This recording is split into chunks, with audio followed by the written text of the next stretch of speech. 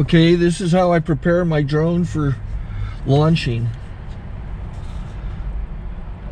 I like to do it inside the cab of my truck so I'm not standing outside in the weather.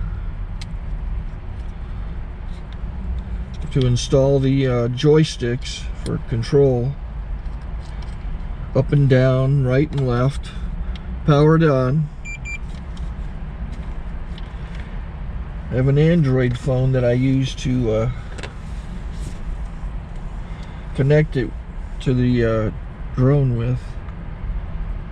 And it's actually controlled through the iPhone, through an app. Oops, wrong way. It's actually controlled through the iPhone, or through this Android phone, through the app. It's actually controlled through the Android phone, through an app, and you connect it through this short connection right here.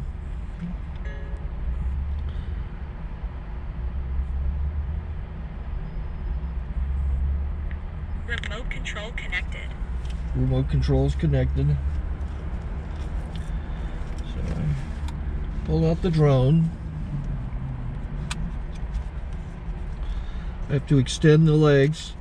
Long legs extended first, then the short legs. Remove the gimbal protector. Set that aside, then power it on one short burst, then one long burst.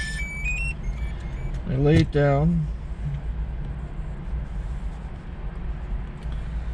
So I have to go to calibrate. So the drone's not connected yet. It shows you here as this drone gets disconnected, even though the remote's powered on. So the drone has to establish it's connected. So I go into the app to calibration mode. First I'll calibrate the remote controller. Start calibration. Out, in, out, in, up, down, and then this little wheel is to control the gimbal. So it's calibrated. Go to gimbal calibration, start calibration, and then it calibrates